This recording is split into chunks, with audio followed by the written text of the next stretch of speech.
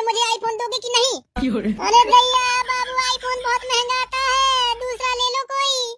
मैं कुछ नहीं जानती, मुझे 2026 में आईफोन लेना है तो लेना है बस।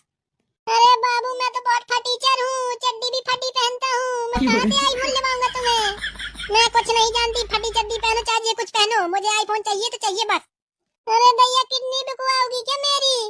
किडनी बेचो, कलेजा बेचो, फेफड़ा बेचो, आंख बेचो, मुझे कुछ नहीं पता, मुझे आईफोन चाहिए तो चाहिए बस।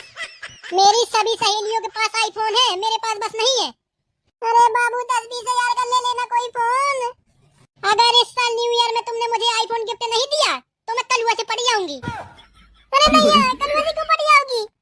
क्योंकि कलुआ ने मुझसे कहा था कि तुम मुझसे पड़ जाओ, मैं तुम्हें आईफोन दिलाऊंगा, उस फटीचर को छोड़ दो।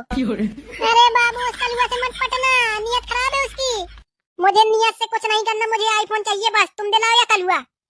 अगर तुम नहीं दिला सकते आईफोन तो बोल दो, मैं कलुआ को जाके आई लव यू बोल दूंगी, वो मुझे आईफोन दिला देगा बस।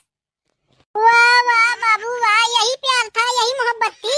आईफोन के लिए मुझे छोड़ रही हो, उस कलुआ के पास जा रही हो? हाँ जा रही हूँ, क्योंकि कलुआ अमीर है, तू फटीचर है।